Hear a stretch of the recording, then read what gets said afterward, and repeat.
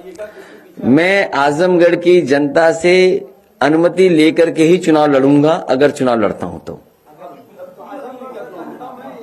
नहीं, आजमगढ़ की जनता से अनुमति इसलिए लेनी पड़ेगी, वहां के लोगों ने मुझे जिताया है। और अखिलेश जी, दूसरा अहम सवाल है, अपर्णा यादव बीजेपी में शामिल हो गई है आपके परिवार की, और बाकायदा प्रेस कॉन्फ्रेंस में नाम दिया, किशोर मौर्य ने नेताजी का नाम दिया बाकायदा। तो ये आपके परिवार में सेधमारी की जो बात, इस पर क्या कहना है आपका? सबसे पहले तो मैं बधाई दूंगा और शुभकामनाएं, और साथ ही साथ हमें खुशी इस बात की है कि समाजवादी विचारधारा का विस्तार हो रहा है।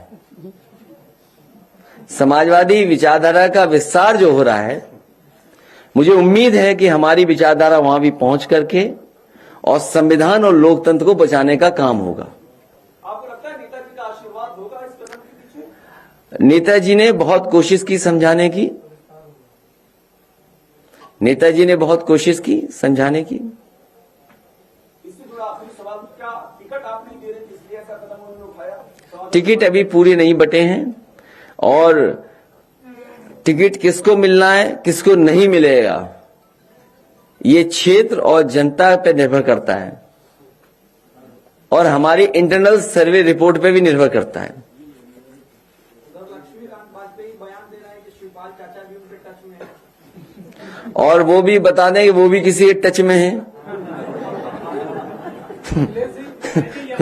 ये देखिए, मैंने अगर रोका ना होता, अभी परसों ही मैंने रोका, क्योंकि हम देखिए, एक बात तो साफ है, एक बात तो साफ है कि समाजवादी पार्टी ने जिनको लिया है और जिनको साथ लेकर के आए हैं, उनका जनाधार है और व्यापक जनाधार है, जिन लोगों को समाजवादी पार्टी में जोड़ा है।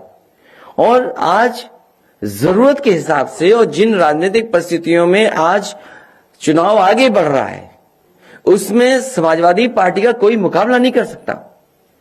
उत्तर प्रदेश की जनता बदलाव चाहती है, परिवर्तन चाहती है। उत्तर प्रदेश की जनता भारतीय जनता पार्टी को हटाना चाहती है। उस विकल्प में समाजवादी पार्टी के साथ इतने बड़े पैमाने पे जनता खड़ी है, और जनता का साथ देने के लिए समाजवादी लोग खड़े हैं। तो ये आपको याद होगा, 2 दिन पहले जब मैंने प्रेस कॉन्फ्रेंस की थी, वो इसीलिए की थी कि उस दिन कहा कि अब भारतीय जनता पार्टी को हम नहीं तोड़ेंगे, जो आना चाहेंगे उन्हें नहीं लेंगे। इसलिए जो टच वाली बात है ना, अगर कुछ इधर टच में है तो हमारे भी उधर टच में है।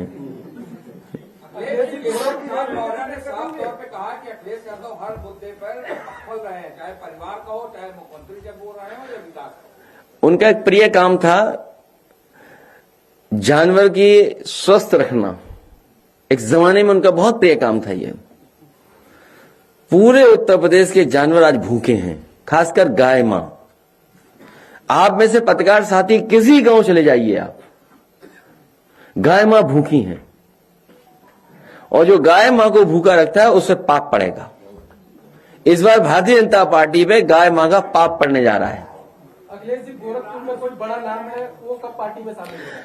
अभी टच वाली बात चल रही है। कौन किसके टच में है?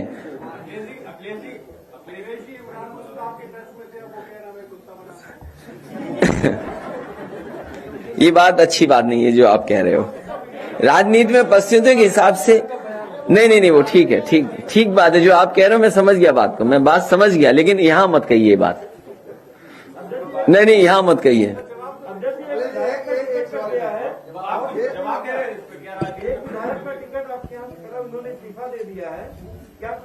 कौन विधायक? नहीं, वो तो अरे अगर आप शुरुआत देखें, अगर आप शुरुआती दौर देखें, भारतीय जनता पार्टी पहले से ही लेती रही। बुक्खल नवाब को ले लिया, बुक्खल नवाब को ले लिया। एक लखनऊ शहर के बिल्डर को नक्शे पे डरा करके ले लिया। क्या आप नहीं जानते इन बातों को? नहीं, पेमेंट के लिए बच नहीं है, पेमेंट के लिए। वहां कहां बुक्कल नवाब जेल जा रहे थे बताइए? उसके बाद वो लड्डू खा रहे थे, सिमैया खिलवा रहे थे सबको। तो ये पता नहीं कि बुक्कल नवाब कब वापस आ जाए।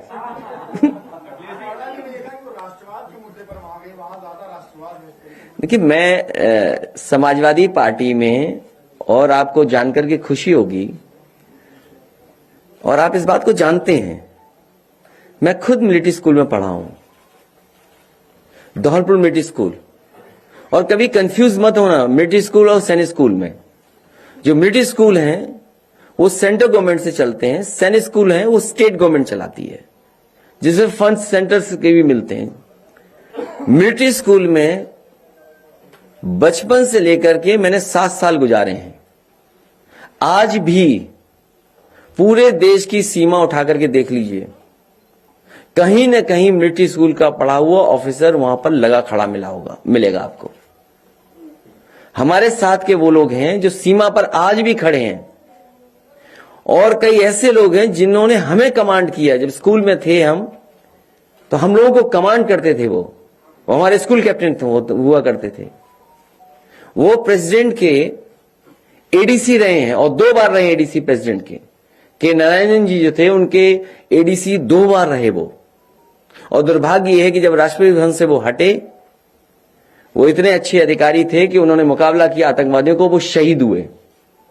जब मैं मिलिट्री स्कूल गया तो उनकी याद में वहां चीजें रखी गई और आज वहां पर उनके याद में प्रतिमा लगी है धौलपुर मिलिट्री स्कूल में।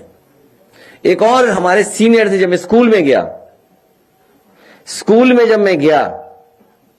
तो उस समय जो कैप्टन थे, स्कूल कैप्टन, वो सॉर्ट ऑफ ऑनर उन्होंने लीड किए आरडीसी की परेड।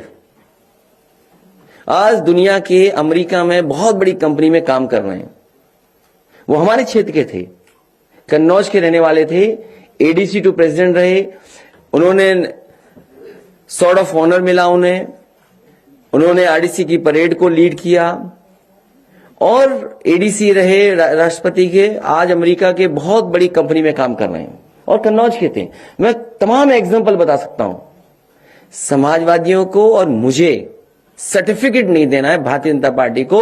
भारतीय जनता पार्टी की टॉप लीडरशिप बताए, उनके साथ का पढ़ा हुआ एक ऑफिसर हो आर्मी में तो बता दे हमें।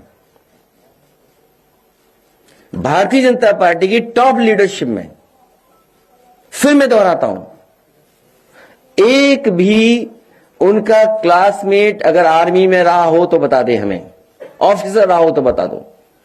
अब मैं आप पे छोड़ता हूं कि आप तय करो कि राष्ट्रवाद का रूप क्या हो।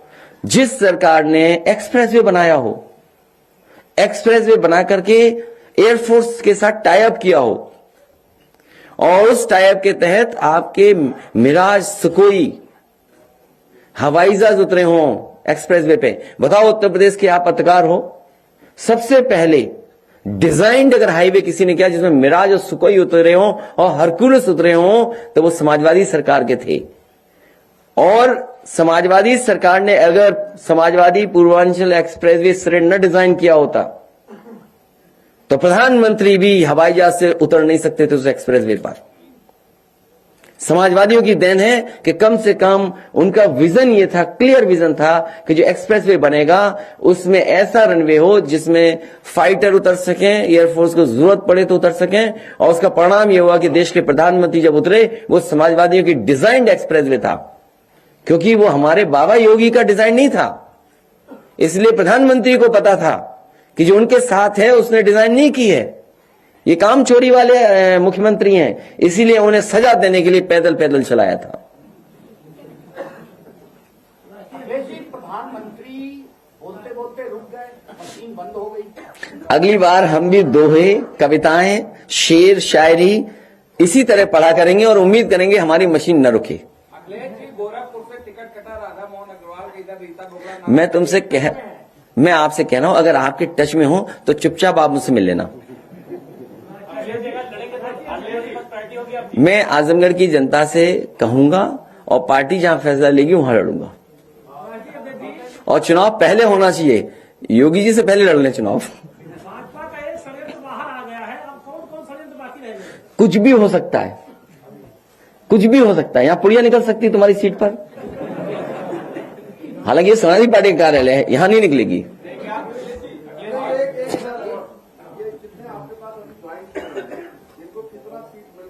नहीं, ये सीट वाले लोग नहीं है, ये मुद्दों के आधार पर समाजवादी पार्टी के आंदोलन को आगे बढ़ा रहे हैं और समाजवादी पार्टी लड़ाई को मजबूत कर रहे हैं, क्योंकि वो किसान आंदोलन में रहे लगातार। किसान आंदोलन में रहे लगातार। अच्छा ठीक, बुलवा देते हैं, आप बोले ले दे दीजिए, एक बार उन्हें बोल लें दो ना, तब तो और मन बना लो। सर राम हृदय जमा आपके मंच पे